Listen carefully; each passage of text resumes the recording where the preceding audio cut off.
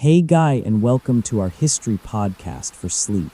Tonight, we are going to tell a very old and very famous story, but we're going to start it in a place you might not expect. We're not beginning with a star in the sky, or with angels, or with wise men. We are going to begin in the quiet obscurity of a workshop, with the simple, earthy smell of sawdust and sweat. We are going to spend some time in the 30 years of a life that are often called the silent years, because in the quiet, you can hear a different kind of story. But first, a gentle dose of reality.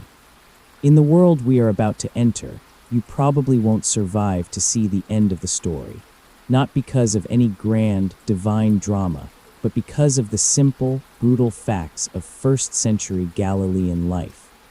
You are far more likely to die from an infected splinter, a failed harvest, or the sheer, grinding physical toll of manual labor than from any momentous event. So, before you get comfortable, take a moment to like this episode or subscribe to the podcast, but only if you genuinely enjoy what I do here.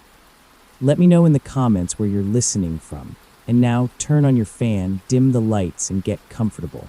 You are a boy. Your name is Yeshua, and your world is the small, dusty village of Nazareth. Your world smells of sawdust. It is the first and last scent of every day.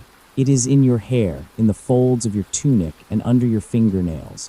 Your father, Yosef, is a tekton, a craftsman, and you are his son. Your hometown is a place of no importance. Historians and archaeologists still debate the actual size and significance of first-century Nazareth. Was it a tiny, isolated hamlet of just a few dozen families, or a slightly larger village? To you, it is simply home.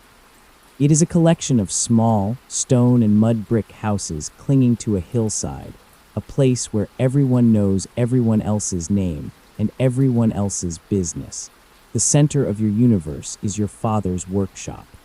It is not a neat, enclosed building.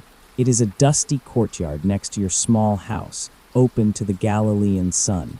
Here, you learn the family trade. This is the mainstream historical fact of your early life. You are the carpenter's son, and you learn to be a carpenter yourself.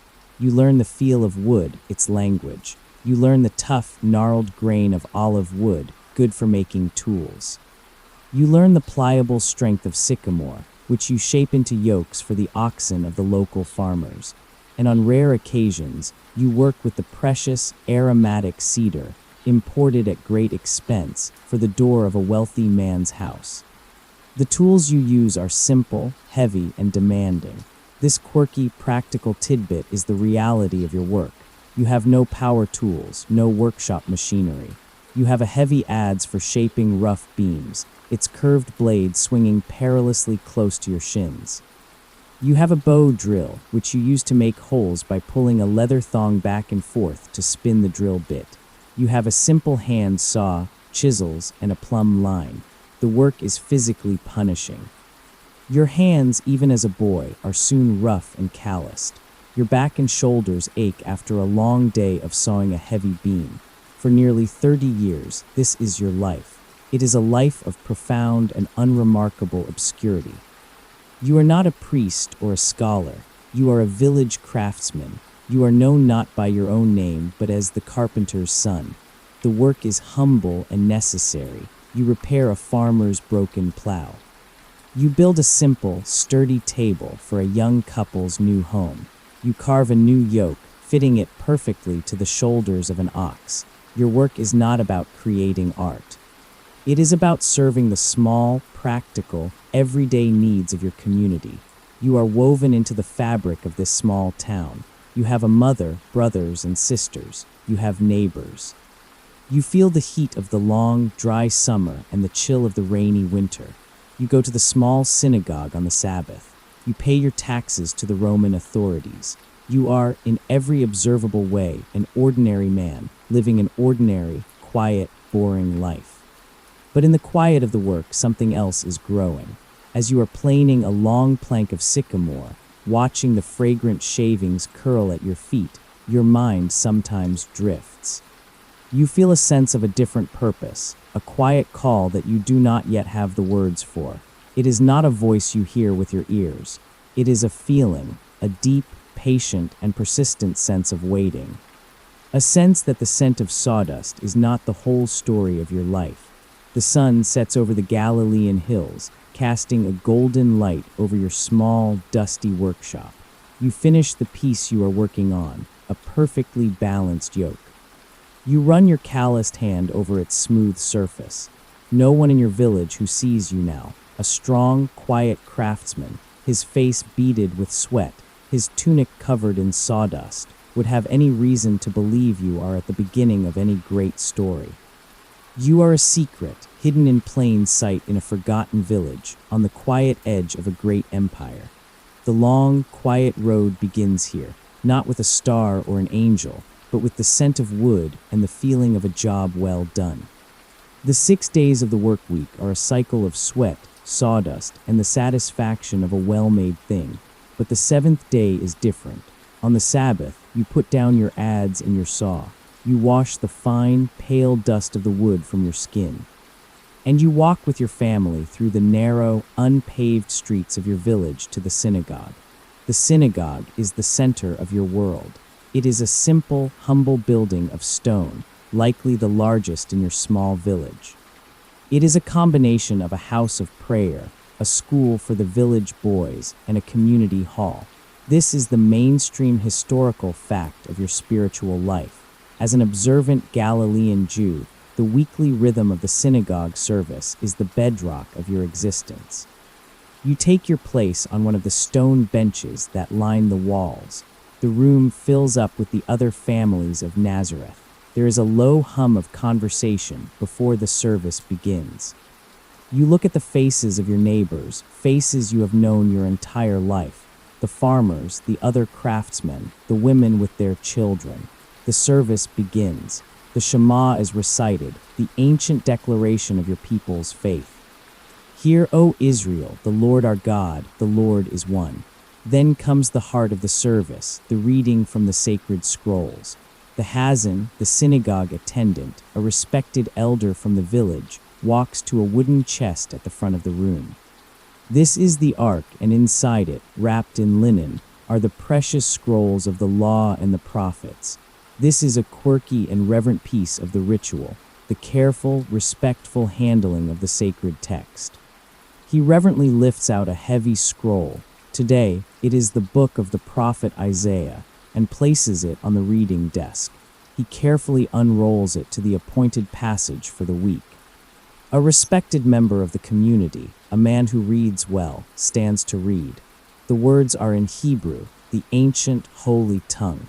It is not the Aramaic that you speak in your home and your workshop every day. To your ears, it has the sound of deep antiquity, a language you understand more with your heart than with your head, like listening to a beautiful and ancient song you have always known. You have heard these words your entire life. But lately, they have begun to land differently inside you. You hear the reader chant the words of the prophet. The Spirit of the Lord is upon me, because he has anointed me to bring good news to the poor. He has sent me to proclaim release to the captives and recovery of sight to the blind, to let the oppressed go free. The words no longer feel like a story about a prophet who lived 700 years ago. They feel immediate. They feel like a job description. They feel like they are speaking directly to you, describing a task that needs to be done now in your world. You look around at your neighbors. You see the poverty in their worn clothes. You see the weariness of the captives, your people, living under the thumb of the Roman Empire. You see the spiritual blindness and the oppression all around you. You follow along with the ancient words, which you know almost by heart from a lifetime of this weekly ritual. And you are a living example of a question that biblical scholars still debate. What was your level of formal education? Could you read the Hebrew scriptures fluently yourself, parsing the complex grammar of the Holy Tongue? Or was your profound knowledge of the text, like that of many in your oral culture, based on a lifetime of careful listening, of committing vast portions of the sacred text to a powerful and retentive memory? In this moment, the distinction feels irrelevant. The The words are not on the page in front of you. They are inside you. And as you sit there on the hard stone bench, a great and silent question begins to form in your soul. It is not a question of theology or doctrine. It is a question of a deep and painful disconnect. You hear the glorious promises of the prophets, the stories of God's liberation and justice. And then you see the hard, tired, and often hopeless reality of the people around you. When you wonder, will the good news actually be good news for the poor? When will the captives actually be released? The question is a quiet ache, a question for which there seems to be no frequently asked questions page. The service ends. You walk back out into the bright, harsh Galilean sunlight. But the words of the prophet and the silent question they have sparked follow you. You walk back to your quiet, ordinary life, to the familiar scent of sawdust and home. But you feel a growing, unsettling, and powerful conviction. The words you hear in the synagogue every week are not meant to simply be remembered. They are not just stories about the past. They are meant to be made real. They are meant to be done. And you have the terrifying, exhilarating, and deeply confusing feeling that you are the one who is supposed to do them. The questions that arise in the quiet of the synagogue are deep and spiritual, but the realities of your life are hard and physical. The work in your family's small workshop in Nazareth is inconsistent. There are weeks when there are no doors to be mended, no plows to be built, and there is a large family to feed. So on many mornings, you wake long before the sun, eat a small piece of bread, and begin to walk. Your destination is a city just a few miles away, a brisk hour's walk over the hills. But it is another world.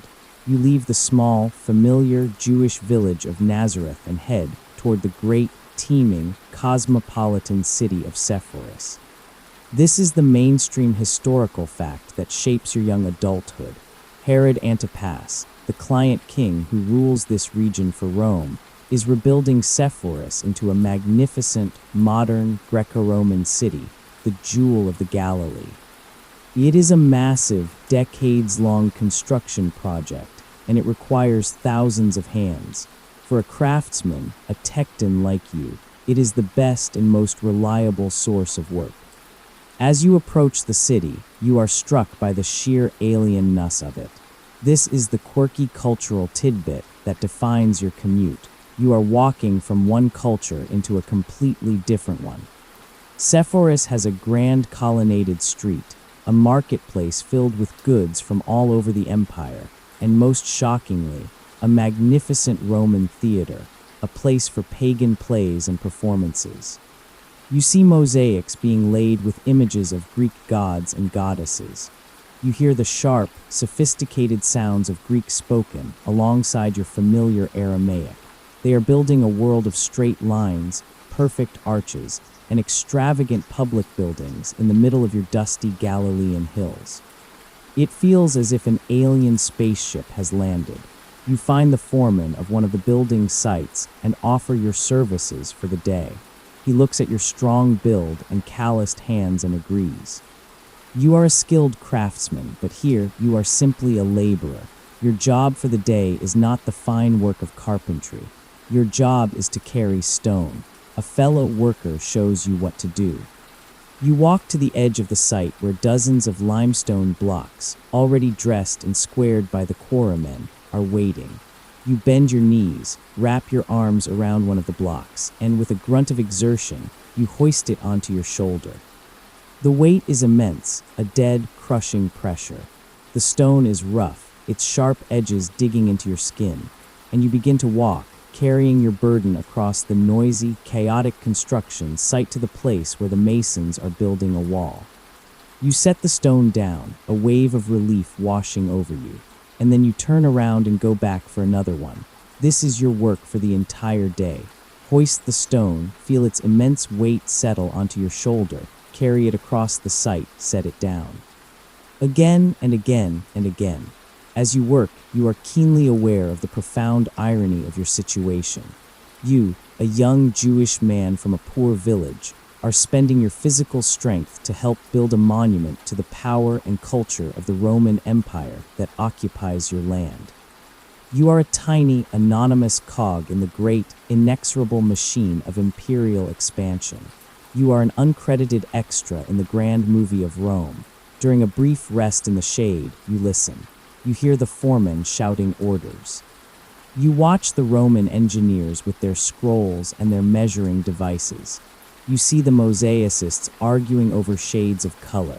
You are being exposed to a world of art, architecture, and commerce that is completely different from anything in Nazareth. And historians and archaeologists still debate how much influence this might have had on you. Did the seeds of your later parables about masters, servants, and vineyards get planted here, as you observed the complex social dynamics of this massive project? Did the logic of your later teachings absorb some of the clarity of the Greek thought you overheard in the city's marketplace? At the end of the long day, the foreman pays you your small wage, a few coins for a day of backbreaking labor. You put the coins in your pouch and begin the long walk home, your body screaming with exhaustion, your shoulder raw and bruised from the stone. The sun is setting as you arrive back in Nazareth. The familiar, quiet rhythms of your village feel a world away from the noise and ambition of the city you just left. You lie on your sleeping mat that night, too tired to move. You can still feel the ghost weight of the stone on your shoulder. The power of Rome is no longer a distant story about legions and emperors. You have felt it personally, as a physical burden that you were paid to carry. The questions that first stirred in the synagogue, about the gap between God's promises of liberation and the reality of your world, have now become heavier, more solid. You have spent the day carrying the weight of the world, one stone at a time. The years in Nazareth continue their slow, quiet procession. You are a man now, approaching 30. You are a master of your craft, your hands and shoulders strong from decades of working with wood and stone. The life of your village is predictable, comfortable in its familiarity. But the quiet, persistent question that first stirred in you as a boy in the synagogue has grown. It is a silent hum beneath the surface of your ordinary life, a feeling of a great, unfulfilled purpose. You continue to work, to pray, to be the carpenter's son, and you wait. Then a new voice enters your world. It is not a voice you hear yourself, but a rumor, a story carried on the lips of travelers and merchants passing through Galilee. They speak of a man in the wilderness of Judea, down by the Jordan River. A new prophet has appeared, they say, and he is drawing crowds from all over the land. His name, they say, is John. You know this name. He is your kinsman, your cousin, the son of your mother Mary's relative, Elizabeth. You remember him as a boy, but the man the travelers describe is no one you recognize. He is a wild man, they say, a true ascetic. This is the quirky and vivid detail that defines him. He wears a rough tunic made of camel's hair, with a leather belt around his waist. He does not eat bread or drink wine. He lives on what the desert provides, locusts and wild honey. He is a man who makes your own simple, peasant life look like one of decadent luxury. And his message, you hear, is as wild and uncompromising as his lifestyle. This is the mainstream historical fact of his ministry. He is not telling gentle stories or offering quiet comfort. His voice is a roar of fire and conviction. He is calling the entire nation to repent, to turn back to God.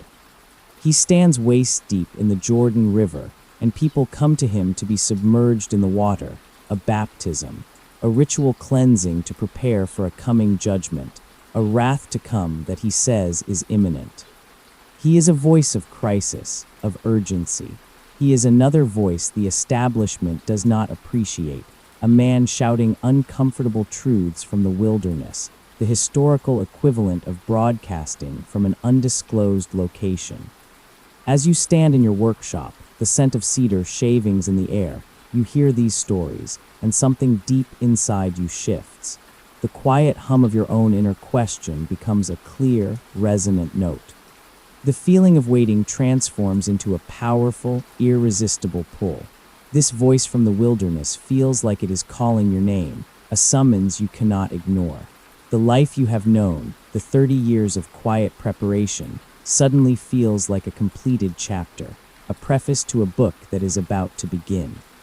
You think about this man, John. What is your relationship to him? This is a question historians still debate. If you go to him, are you going as a follower, a disciple ready to join his movement? Or are you going as an equal, a partner, recognizing a fellow traveler on a parallel, divinely appointed path? You do not know the answer. You only know that you must go.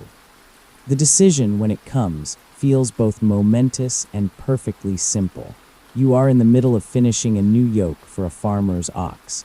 You make the final pass with your plane, the wood shaving curling perfectly at your feet. You run your hand over the smooth, finished surface.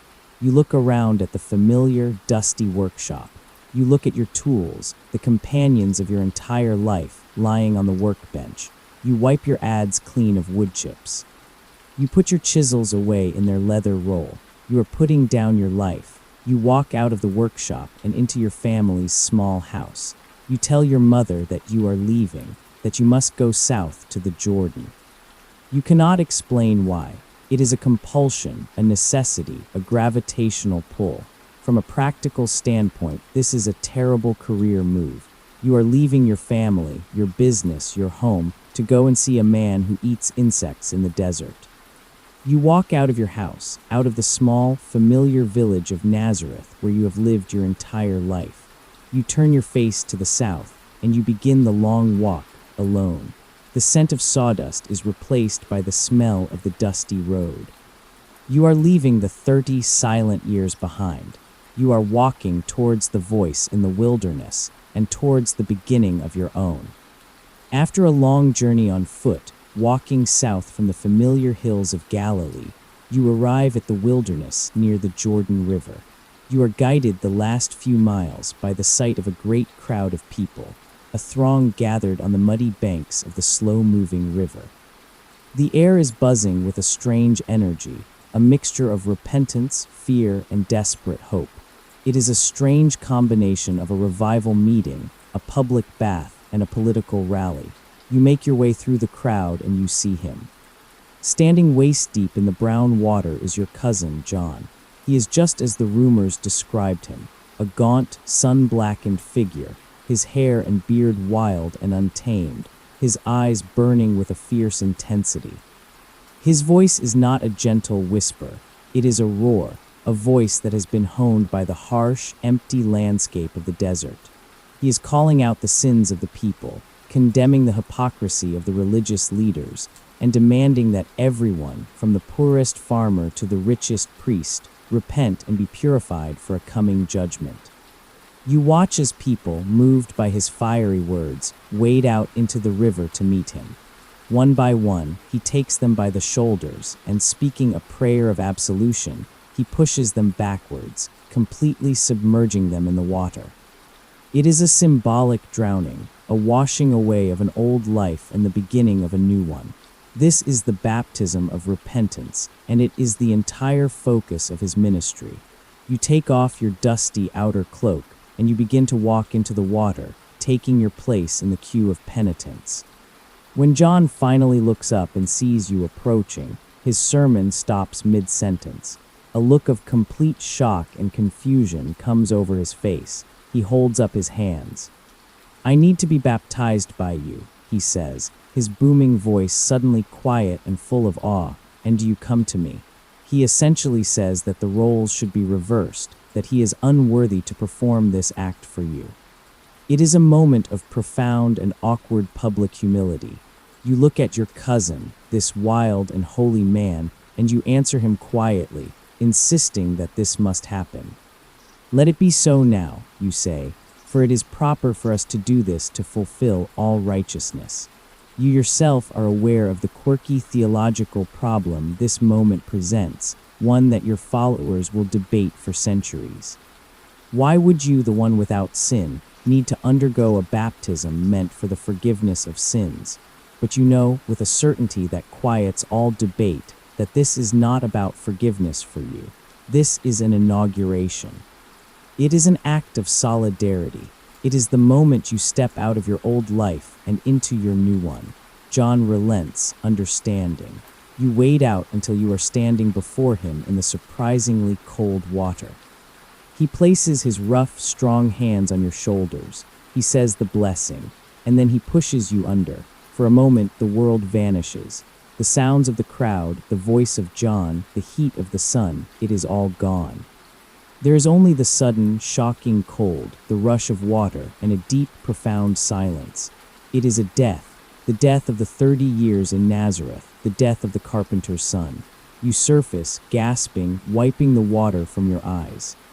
You are standing in the middle of the Jordan River, your hair and tunic plastered to your skin, the bright desert sun blinding you. And in this moment, as you stand there, dripping and shivering, something happens.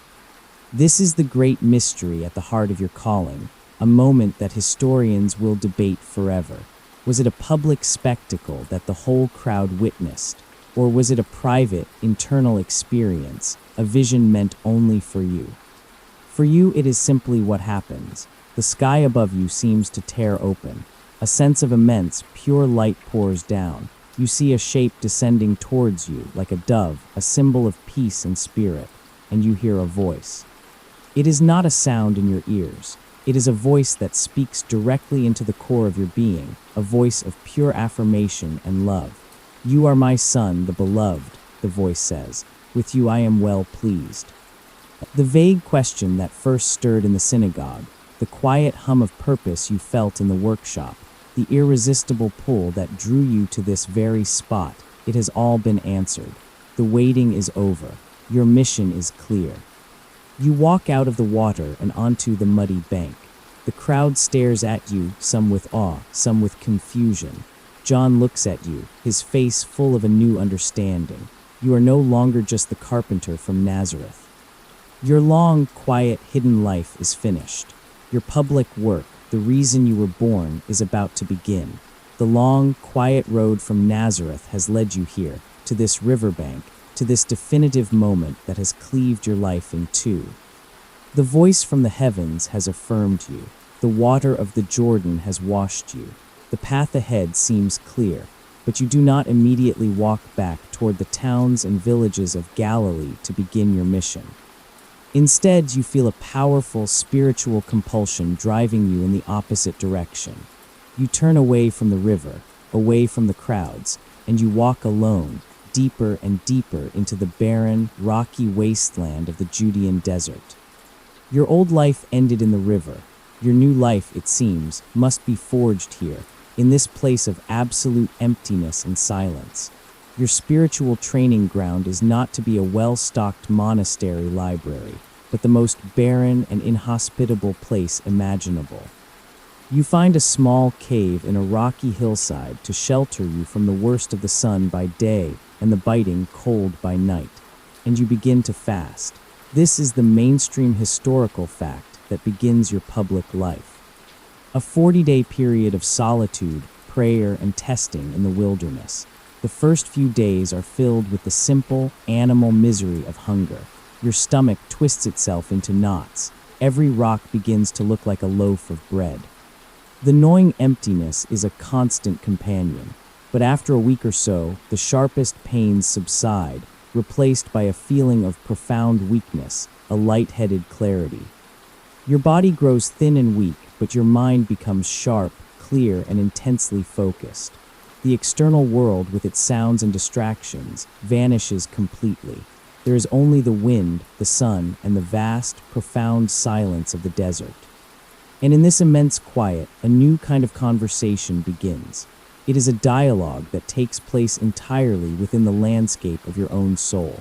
As you sit, your body aching with hunger, the first temptation arises in your mind, a voice that sounds like your own, but twisted with a persuasive, pragmatic logic. If you are truly God's son, the thought comes, then why are you starving? Command this stone to become bread. It is a simple, reasonable suggestion. Use your divine power to meet your human needs. Survive. but you recognize it for what it is, a temptation to use your gift for yourself, to choose a path of self-preservation rather than self-sacrifice. You answer the voice in your head with a voice from the scriptures you know so well. Man does not live on bread alone. The inner voice changes its tactic. It presents you with a vision. You are no longer in the desert cave, but standing on the highest point of the temple in Jerusalem, the crowd below a collection of tiny, ant-like figures. If you are the Son of God, the voice whispers, throw yourself down. For does not the scripture say, he will command his angels concerning you, and they will lift you up in their hands? This is the second temptation, a quirky and clever argument that uses the holy text against you. It is the temptation to be a spectacle, a sensationalist, to prove your divinity with a grand, undeniable, public miracle that will force everyone to believe. You reject this path as well. It is the path of coercion, not love. The final temptation is the most powerful. The voice shows you another vision. You are on a high mountain, and you can see all the kingdoms of the world spread out before you in their glory and power. All this I will give you, the voice says, if you will bow down and worship me. It is the ultimate offer. The voice is not just offering you wealth or fame. It is offering you the chance to fulfill your mission in the way everyone expects. You could take political power. You could overthrow the Roman Empire. You could establish the kingdom of God on earth through might and majesty. You could bring justice with the sword. It is the temptation to be the kind of Messiah everyone wants you to be. As you wrestle with these powerful, seductive ideas, you are at the center of a profound mystery, and theologians and psychologists still debate its nature. Are you in a literal conversation with an external, supernatural being called the devil? Or is this a powerful, mythic dramatization of your own internal psychological battle? Are you in this desert solitude, simply wrestling with your own human desires, with the easier paths your life could take? Are you defining for yourself, once and for all, the kind of Messiah you will not be? You reject this final, most seductive temptation. Your kingdom will not be of this world. Your power will not be the power of armies and kings. Your path will be one of vulnerability, of service, of suffering. The 40 days are over. The visions cease. The inner voice falls silent. You are emaciated, your body weak from hunger and thirst. But your spirit, your purpose, has been forged in the fire of this solitude into something unbreakable. You have faced the most powerful arguments against your mission, and you have chosen your path. You emerge from the desert, significantly thinner, but with a will of iron and what might be called a much clearer brand identity. You know who you are and what you have come to do. You stand at the edge of the wilderness, a solitary, gaunt figure against the rising sun. You turn your face north, back towards the green, familiar hills of Galilee. You are ready to begin.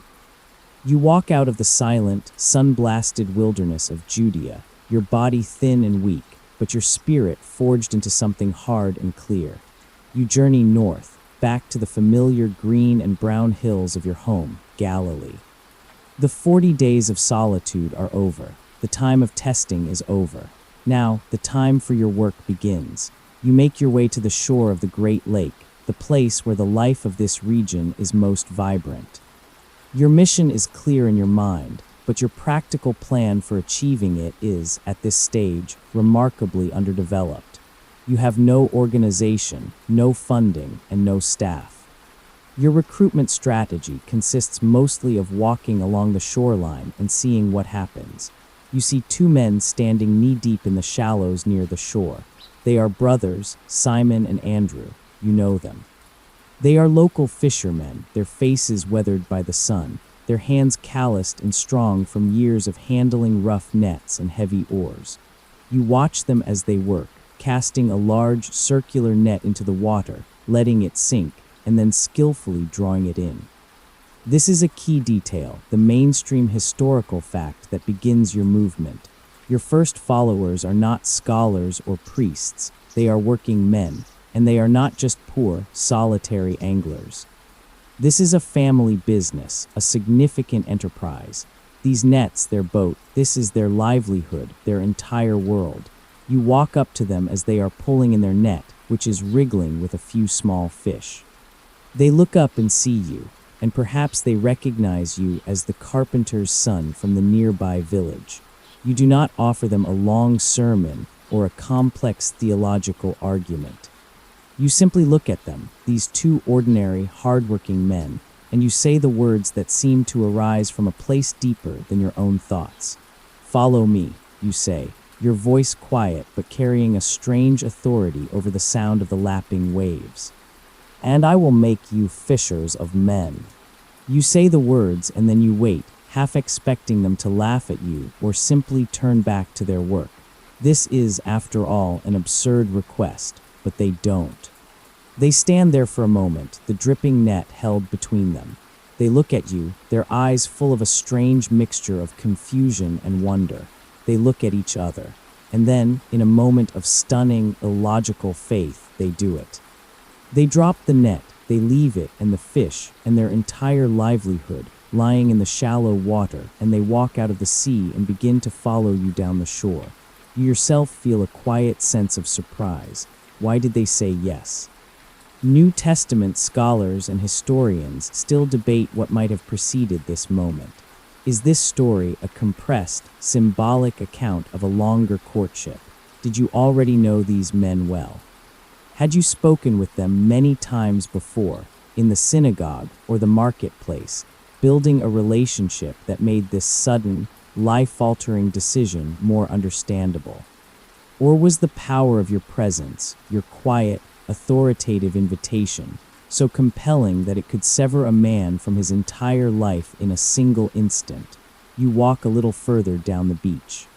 You see another set of brothers in their boat, James and John, sitting with their father, Zebedee, patiently mending a tear in one of their large nets. You call out to them from the shore with that same simple invitation. And they too look up as if hearing a sound they have been waiting for their entire lives. They put down their mending tools. They climb out of the boat, leaving their father and their hired men staring in disbelief, and they too walk up the beach and fall in step behind you. You stop for a moment and look at your new recruits. A few minutes ago, you were alone. Now you have a movement. Your movement currently consists of 4 fishermen. They smell of fish and brine. They are uneducated in the law, unversed in the ways of power. They are rough, practical, and ordinary. By any worldly standard, it is not an impressive start, but you feel a sense of profound rightness. You have called them not for their knowledge or their status, but for their simple, trusting willingness to leave their nets behind. You have begun the work of building your new family, your strange community of the road.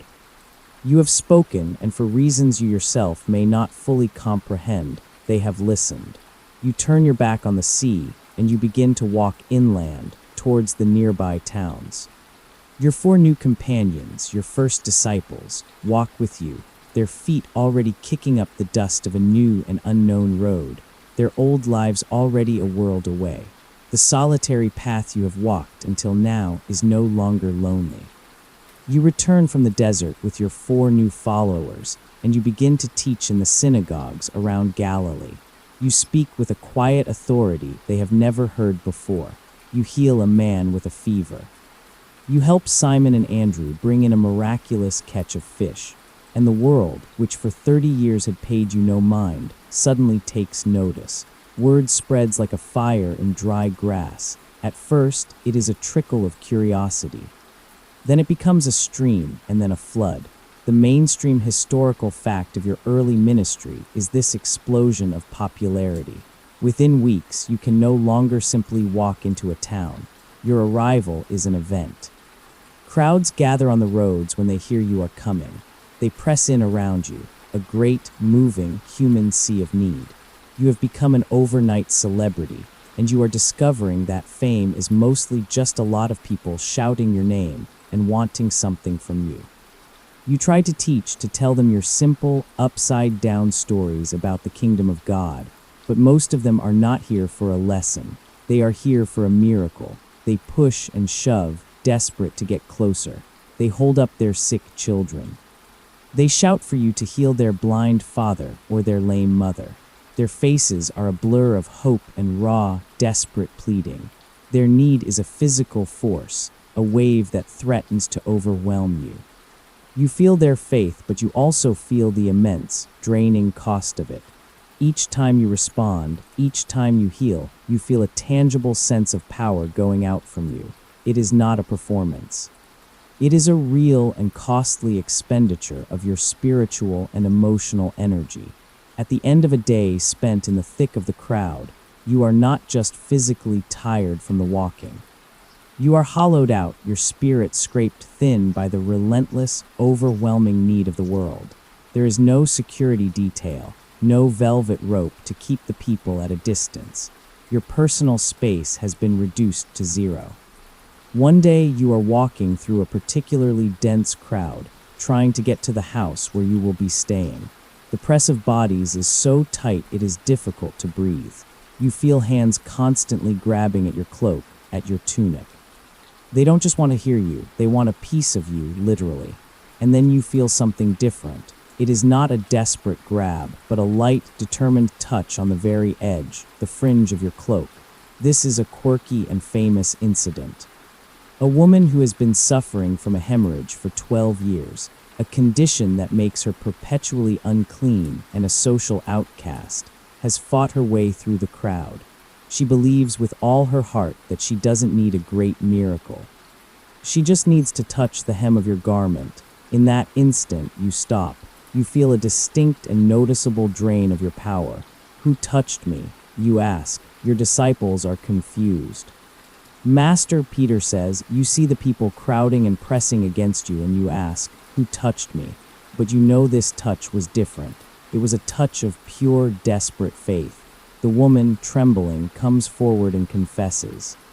And you tell her that her faith has made her well. But this event highlights the strange and often overwhelming dynamic between you and the crowds, a dynamic that historians and sociologists still debate.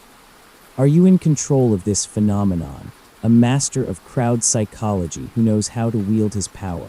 Or are you, at times, a victim of it, trapped by your own fame, your original message of teaching and repentance swamped by the popular demand for magical healing and spectacle? The pressure becomes so great that you can no longer enter a town openly. The crowds are too large, too chaotic. You begin to teach on the hillsides, or from a boat pushed a little way out from the shore, the water creating a natural barrier. You have to actively seek out lonely places, just to find a moment of quiet, a moment to rest and to pray. The very fame that allows your message to spread has become a kind of prison, cutting you off from the simple, quiet life you once knew. At the end of one of these long, draining days, after the last petitioner has been heard and the last sick person has been healed, you are finally alone with your disciples in a quiet house. You are too tired to eat. You sit in the silence, feeling the ghost sensation of 1,000 hands pulling at your cloak, hearing the echo of 1,000 desperate voices calling your name. You have learned that when the divine voice decides to speak through a human life, the brokenness of the entire world is drawn to it. And you feel the immense, crushing weight of all that hope. The day ends as it always does, with you feeling utterly and completely drained. The crowds have finally dispersed with the setting of the sun, but you know they are not gone. They are waiting in the nearby villages, in their homes, telling the stories of the day, and they will be back at first light with all of their hope, all of their pain, and all of their relentless, desperate need. You feel a weariness that goes deeper than your aching muscles. It is a weariness of the soul. You know that you cannot continue like this. You need to escape. You find Simon Peter, who is trying to organize an evening meal from the meager scraps of food your group possesses. You put a hand on his shoulder. Simon, you say, your voice quiet and tired, let us get into the boat. You are not asking him to take you to the other side to preach to a new crowd. You are asking for a refuge. The wooden fishing boat is no longer just a tool for a tradesman. It has become your getaway car, your only means of putting a barrier of clean, quiet water between you and the demands of the world. Your disciples, ever loyal, gather at the shore. They are confused by the instruction. There is no destination, no plan, but they obey. You climb into the familiar, cramped vessel in the darkness. As you all push off from the shore, a profound sense of relief washes over you. The sound of the village, the dogs barking, the shouting voices, fades behind you, replaced by the gentle, rhythmic lapping of the water against the wooden hull. The feeling of being constantly pressed in by 100 bodies is gone, replaced by the cool, clean air of the open lake. Your disciples, however, have brought the noise with them. You can hear them whispering amongst themselves in the boat. They are having a worried, anxious conversation. They have forgotten to bring enough bread. They only have one loaf for all of you. They are concerned with the practical logistics of the days ahead. And you, their teacher, who they believe can command the heavens, are simply too tired to care. Their argument about the bread seems to come from a different universe. So disconnected is it from your own profound, all-consuming need for silence. You ignore their chatter. You make your way to the stern of the boat. There, you know from previous crossings, is a single, worn leather cushion, the one used by the man steering the vessel. This quirky, humble object is, at this moment, the most luxurious thing you can imagine. You lie down, pulling your cloak over you against the night chill, and you rest your head on that cushion. The release is immediate and total. The muscles in your back and shoulders, clenched tight for days from the tension of the crowds, finally begin to unwind. The gentle, predictable rocking of the boat on the calm water is a perfect lullaby. The thousands of voices that have been shouting in your head all day, pleading, questioning, demanding, finally fall silent. Sleep does not come to you as a gentle drifting off. It comes as a great, heavy wave that pulls you down into a deep and dreamless dark. It is not a restful sleep. It is the desperate, opportunistic sleep of the utterly exhausted, a moment of oblivion stolen in transit. In this moment, you are not the Messiah. You are not a great teacher or a miracle worker. You are just a man, deeply tired, finding a few precious hours of quiet in the back of a friend's boat. This moment has nothing to do with theology. It has everything to do with the simple, boring, and profound reality of human biology. The battery is depleted, and it must be recharged. The very fact that you need this escape, that you have to improvise a retreat on the water, speaks to the chaotic nature of your mission. Historians who study the social world of your time often debate the logistics of your ministry. Who paid for the food? Who arranged the lodging? Was there a plan? This scene suggests a life lived on the very edge of exhaustion, a ministry that was often reactive and improvisational, deeply dependent on the kindness of supporters and the resources of your followers, like this simple fishing boat. The boat drifts in the middle of the dark, quiet lake, the stars reflected on the water's surface. Your friends and followers keep watch, their voices now hushed, but you are not with them. You are gone, lost to the world, buried in the only true solitude available to you, the inner silence of unconsciousness. For these few precious hours, there are no crowds to heal, no disciples to teach, no Pharisees to challenge. There is only the darkness, the quiet, and the gentle, steady rocking of the water. The sleep you steal on the boat provides a brief respite, a momentary silence in the growing storm of your public life. But the moment you step back on the shore at Capernaum, the noise and the need rush in to meet you. You are teaching in a house, but the crowd is so large and so desperate to get near you that they fill the entire building, spilling out into the courtyard and the street. The air is hot, thick, and difficult to breathe. You and your disciples are so pressed in on all sides that you haven't even had a chance to eat a piece of bread all day. Your ministry has become a series of catered events where you are the only one who gets no food. In the middle of your teaching, you see a commotion at the edge of the crowd, near the doorway. A message is being passed from person to person, a ripple of whispers making its way toward you. Finally, someone leans in close and says, "Your mother and your brothers are outside, trying to speak with you." You feel a sharp, complicated pang in your chest. It is not a feeling of simple joy at seeing your family. You know with a sad certainty why they have come. The stories have reached them back in Nazareth. The stories of you abandoning the family trade, of you eating with sinners, of you challenging the authorities, of you claiming to speak with a divine authority. And they have come to a reasonable, logical conclusion. You have gone mad. They have not come to listen to your sermon. They have come to take you home. This is the mainstream historical fact of this painful encounter, a detail so strange and so human that it rings with the truth of a real memory. Your own family is here to stage an intervention, to take charge of you before you bring any more shame and danger upon yourself and upon them. You look past the sea of faces and you can see them, standing at the edge of the crowd. You see the familiar, worried face of your mother, Mary. You see your brothers, their faces a mixture of love, embarrassment, and deep concern. Their presence here is, in its own way, more challenging than the most pointed question from a Pharisee. To be opposed by your enemies is one thing. To be so profoundly misunderstood by the people who watched you grow up, by the woman who raised you, is a lonely and piercing kind of pain.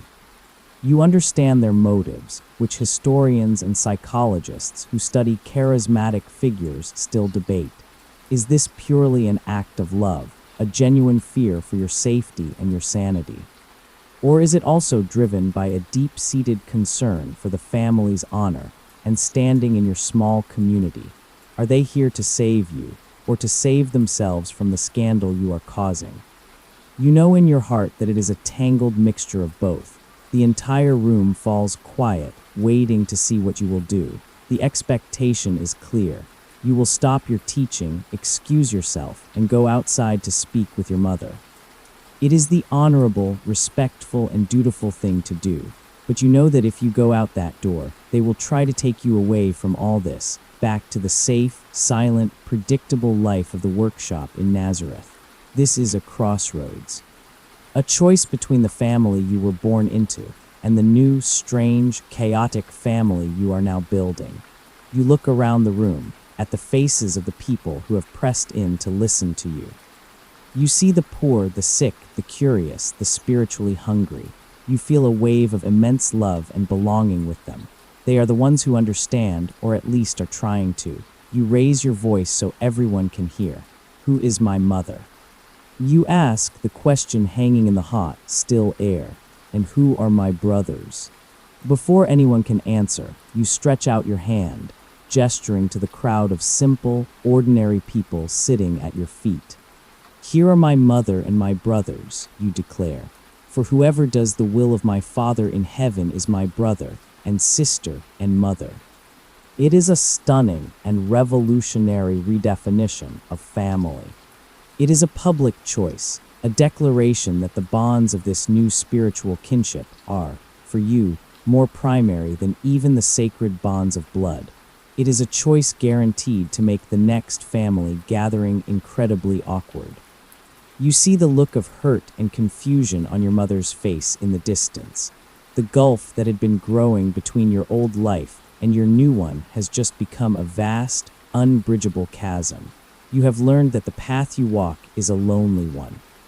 You have learned that the divine voice that compels you forward can demand a terrible price, forcing you to break the hearts of the very people who gave you your own. The barefoot road from Nazareth has just led you away from Nazareth forever.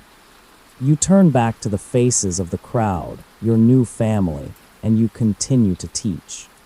The painful encounter with your family leaves a quiet ache in your heart. It is the specific, lonely pain of being misunderstood by those who should know you best. You continue your work, teaching and walking, but there is a new shadow following you, a sense of your own isolation. It is in this state that a messenger finds you, breathless from running. He comes from the village of Bethany, from the home of your dearest friends, the two sisters, Mary and Martha, and their brother, Lazarus. The message is simple and stark. Lord, the one you love, is sick. You feel a sharp human pang of fear and sorrow. You love Lazarus. His home is a refuge for you, a place where you are not a teacher or a messiah, but simply a friend. Your first impulse is to drop everything and rush to his side, but you feel another, deeper current moving, a sense of a larger, more difficult purpose unfolding. You know with a certainty that troubles your own heart that you must wait. You tell your anxious disciples, this sickness will not end in death. No, it is for God's glory. It is a statement of divine faith that your human heart, which simply wants to go and be with your sick friend, finds difficult to endure. You force yourself to wait for 2 days, 2 long, agonizing days filled with an unspoken grief. Finally, you turn to your disciples and say, let us go back to Judea. They are terrified. They remind you that the authorities there just tried to stone you, but they see the resolve on your face, and they agree to follow you back into the region of danger. When you arrive on the outskirts of Bethany, it is too late. A crowd of grieving neighbors meets you on the road. Lazarus is dead. He has been in the tomb for 4 days.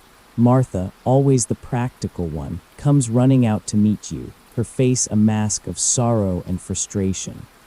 Lord, she says, the accusation clear in her voice, if you had been here, my brother would not have died. You feel the sting of her words, the truth of them from her perspective. Her sister Mary comes and falls at your feet, weeping, repeating the same heartbroken sentiment.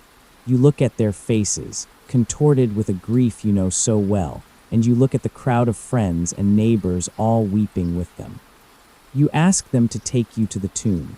They lead you to a small cave carved into the hillside, its entrance sealed with a large, heavy stone. And as you stand there before that final, silent stone, the reality of it all overwhelms you. This is not a theological problem. This is not a parable. This is the tomb of your friend, and the carefully controlled composure you have maintained breaks completely. This is the mainstream fact of this story, the shortest and perhaps most profound sentence in your entire biography. Jesus wept. A deep, shuddering sob escapes from your chest. You, the one who speaks of resurrection and eternal life, are overcome by the brutal, physical finality of death. Your face is wet with tears. The crowd sees your grief and they whisper, see how he loved him. But your tears are for more than just one man, and theologians have long debated the precise meaning of this moment. Are you weeping for your friend Lazarus? Yes. Are you weeping in empathy for the heartbreak of his sisters? Yes, but you are also weeping for the entire human condition.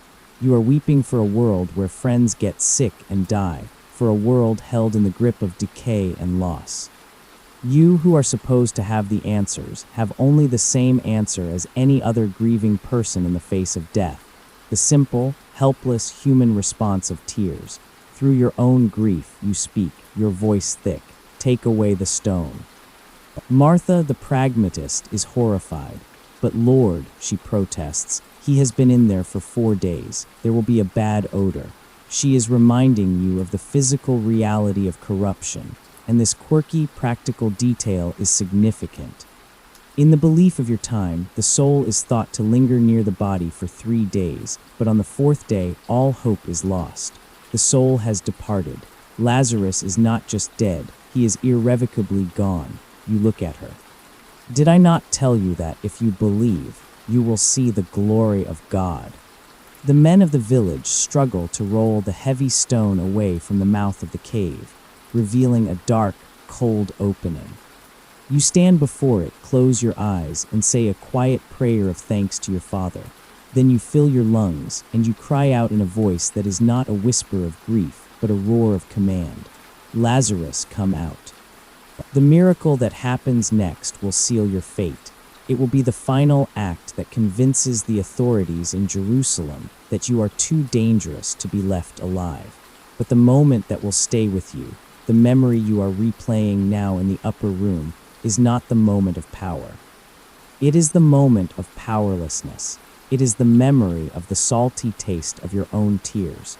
You have learned that the divine presence you carry within you is not a shield against human sorrow. In many ways, it forces you to feel it more deeply. And the divine voice is not always a word of command that can raise the dead. Sometimes, it is the choked, helpless, heartbroken sound of a man weeping at the grave of his friend. The raising of Lazarus was your last great public act.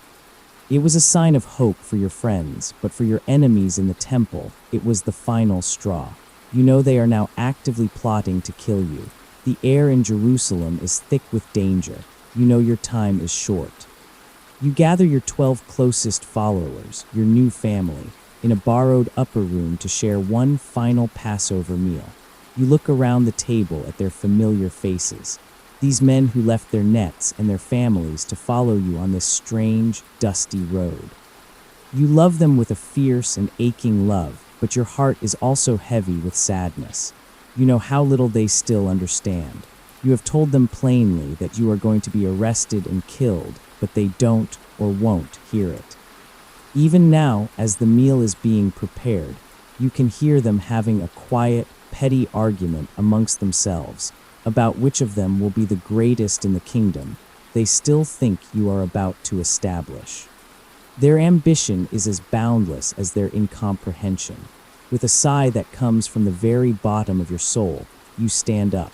You know you must give them one final, unforgettable lesson in the true nature of your kingdom. You wrap a servant's towel around your waist, pour water into a basin, and you kneel and begin to wash their feet. You feel the rough, calloused skin of Simon Peter, the man who will swear he will die for you and then, just hours later, swear he has never even met you. You wash the feet of your dear friend John, and you wash the feet of Judas, the man whose heart you know is already set on betrayal. It is a gesture of love they cannot possibly understand tonight. You return to the table, the lesson in humility performed, if not yet understood. You look at their faces, and a wave of sorrow washes over you. You decide to speak the terrible truth plainly. Truly I tell you, you say, your voice quiet, cutting through their hushed conversations. One of you who is eating with me will betray me. This is the quirky, painful drama at the heart of your last meal. Your words unleash a ripple of panic and confusion around the table. Their faces, which moments before were full of petty pride, are now masks of fear and disbelief. One by one, they look at you and ask the desperate question, "Is it I, Lord?" Their frantic denials show you that perhaps none of them, not even Judas, fully understands the choice that is about to be made. The Seder meal continues. You take a piece of the flat, unleavened bread. You hold it in your hands, hands that know the feel of wood and stone, hands that have blessed children and touched the skin of a leper. You say the ancient blessing. You break it and you hand a piece to each of them. Take, eat, you say. This is my body, which is given for you. You are trying to give them something solid, something tangible, a physical act that they can hold onto when you are no longer with them. A kind of muscle memory for the soul. Later, you take a cup of wine. You hold it up in the flickering lamplight. You know the dark path that lies just a few hours ahead of you. You know what this cup represents. You say the blessing and pass it to them. Drink from it, all of you, you say. For this is my blood of the new covenant, which is poured out for many for the forgiveness of sins. As you speak these strange and frightening words, you see only confusion in their eyes, and you are at the center of a mystery that will be debated for all of time. Biblical scholars and historians will continue to debate the extent to which you meant these words to be taken literally or metaphorically.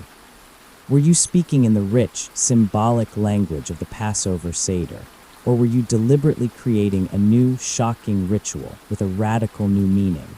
For you, in this quiet, sorrowful room, these are simply the only words you have left. They are your last attempt to transform the brutal, violent execution you are about to endure into a voluntary act of sacrificial love. The meal is over. The last cup has been drunk. The last piece of bread has been eaten. You have given them your final sermon, not in a parable, but in the simple, humble language of a shared meal. They are still afraid. They are still confused. But you have left them with a memory, a set of actions to repeat, a way to find you in the breaking of bread long after you are gone. You stand up. It is time to go to the garden. The final meal is over. The last song has been sung. You lead your small band of drowsy and confused friends out of the upper room and into the cool night air of Jerusalem.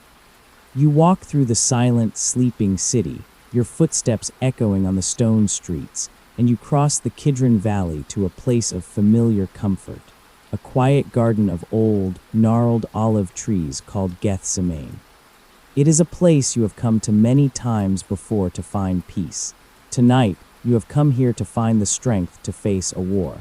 You tell most of your disciples to wait near the entrance.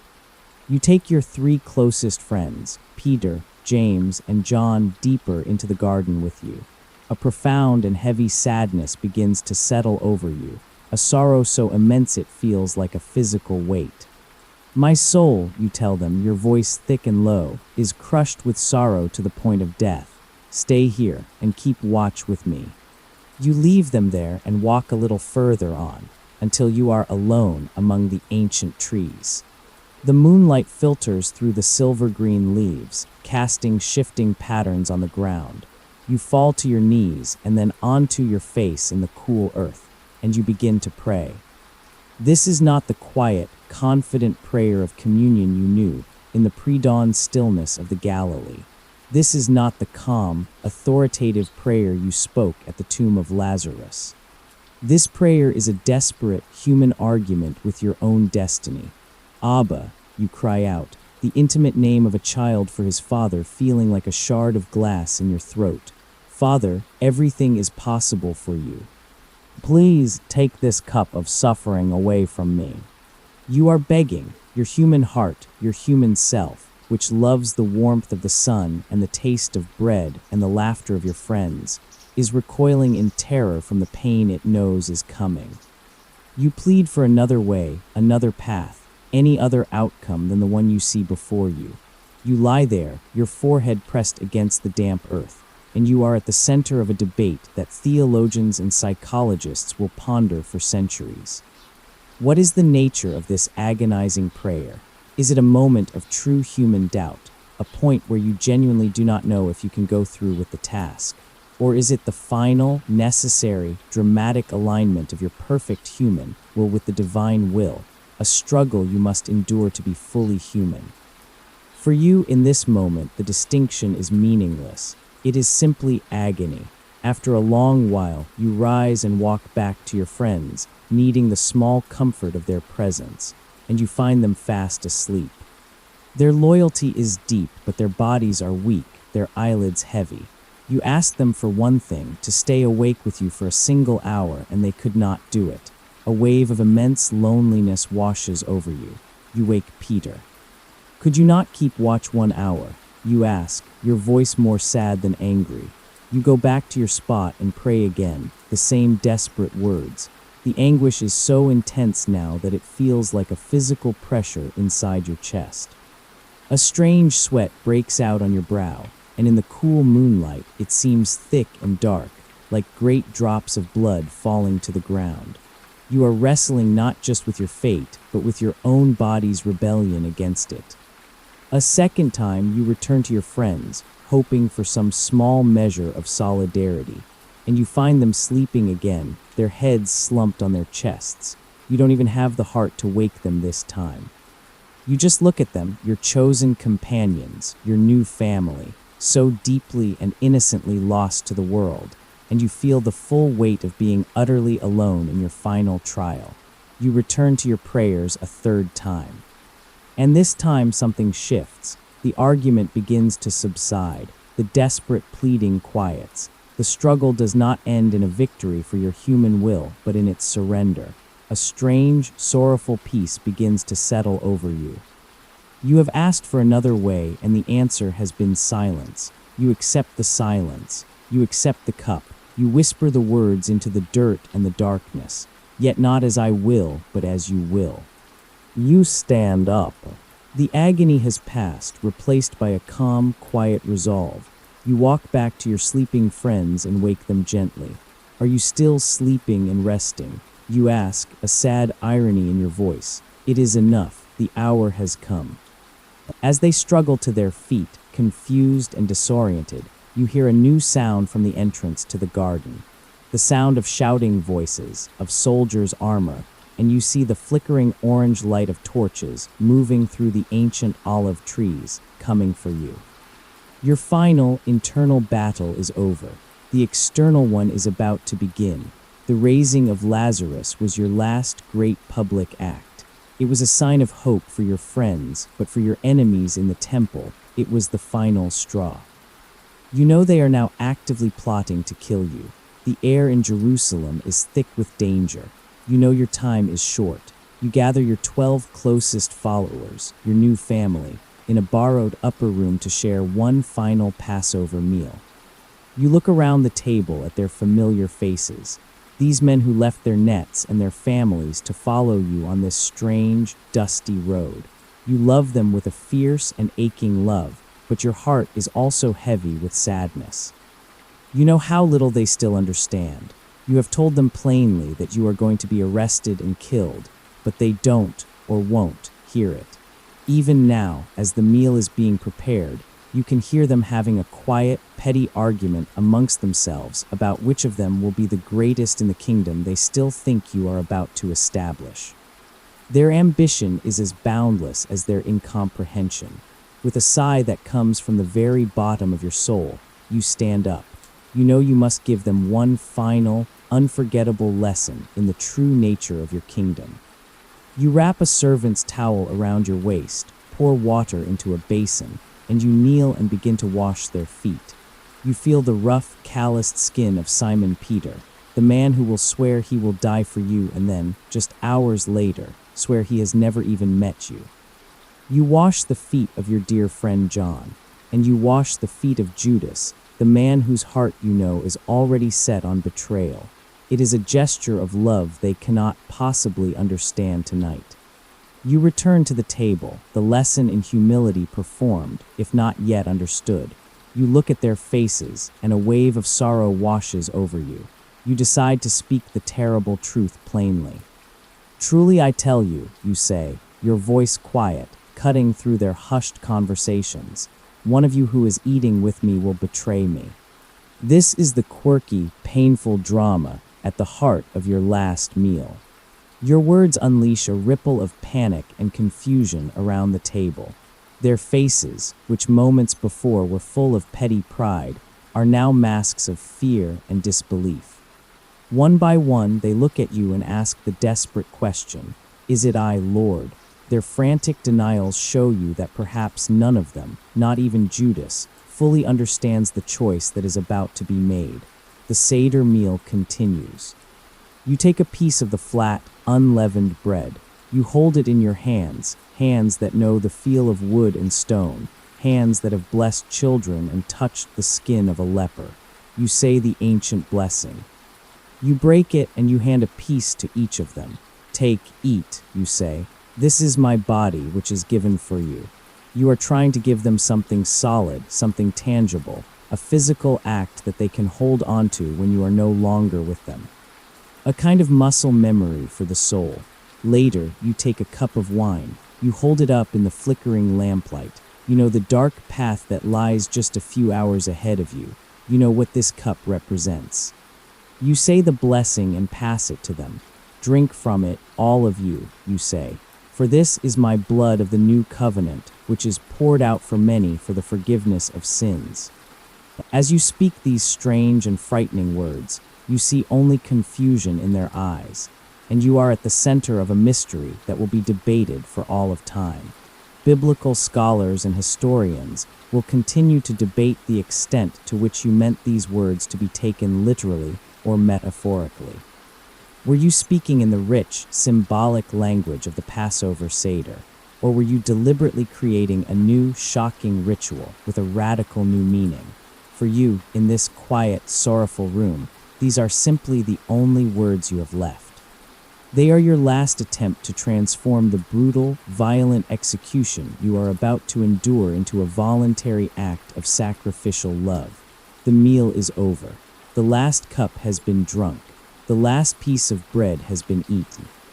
You have given them your final sermon, not in a parable, but in the simple, humble language of a shared meal. They are still afraid. They are still confused. But you have left them with a memory, a set of actions to repeat, a way to find you in the breaking of bread long after you are gone. You stand up. It is time to go to the garden. The garden is behind you now. The trial, a confusing, rushed affair in the dead of night, is a blur. The weight of the heavy, splintered wooden beam on your raw shoulder is a memory of pain. You are on a small, dusty hill outside the city walls, a place of execution, a place of skulls. The long, quiet road that began in a Nazareth workshop has ended here. You hang between the earth and the sky, and your world shrinks to a collection of small, sharp, physical sensations. You feel the rough texture of the wood against your torn back. You feel the sun on your skin, and then a strange, unseasonable darkness that covers the land. You hear the sounds from the foot of your cross as a distant, muffled roar. The world is beginning to seem very far away. Down below, a small group of soldiers, bored with their work, are gambling. This is a mainstream historical fact of this brutal Roman practice. They have taken your clothes, your only earthly possessions, and are casting lots for your seamless tunic. It is a small, mundane act of greed at the foot of a cosmic event. Their laughter drifts up to you, a sound from a world you are already leaving behind. You look out, and through a haze of pain, you see a small group of women standing at a distance, watching, their faces stricken with a grief you cannot bear to see. Among them is your mother. Your heart breaks for her, for the pain this strange path of yours has caused her. You see your friend, John, the fisherman you called from the shore, standing beside her. You gather what little breath you have, and you give them to each other. Woman, you whisper, here is your son. And to John, here is your mother. It is your last will and testament, a final, quiet act of creating a new family. The hours pass with an agonizing slowness. Your thirst is a fire in your throat. One of the soldiers, perhaps in a moment of rough pity, takes a sponge, soaks it in the cheap, sour wine that they drink, and lifts it to your lips on the end of a reed. This quirky, simple gesture, offering a common drink called Pascha, is your last taste of the world. Your breath grows short, your life is draining away, and you speak your final words. The exact words are a subject of historical and theological debate, as the men who later wrote your story remembered them differently, but they all remembered the feeling. They are not the words of a triumphant king or a serene philosopher. They are the last, essential words of a human being at the very edge of existence.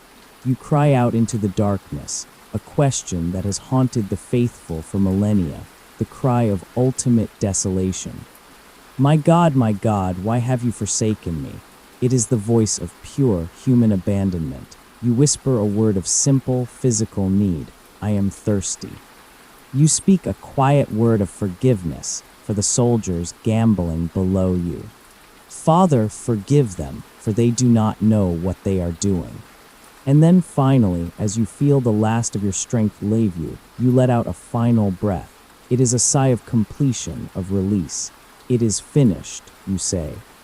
And then a final whisper of trust, the words of a child returning home. Father, into your hands I commend my spirit. The long, quiet road is over. The journey that began with the scent of sawdust has ended here, on a lonely hill, with the taste of sour wine and the feeling of a great final silence. You have walked your path, you have done the work you were sent to do, and now the story for tonight is over. The long walk through the dust of Galilee has come to its final, quiet resting place. The journey from the simple workshop in Nazareth through the crowded ministry, the quiet moments of prayer, the painful goodbyes has reached its end. The story is told, the work is finished. And all that is left is the deep, profound, and peaceful silence of the garden tomb. You can let the memory of the journey go now. Let the scent of sawdust, the feeling of the dusty road, the taste of simple bread and wine, and the weight of the heavy cross all dissolve into the gentle quiet of your own room. There are no more steps to take. There are no more words to be said. There is only this stillness, this moment of rest at the end of a long, long road. And in this perfect quiet, you can let your own mind grow still and allow yourself to drift into a deep and peaceful sleep.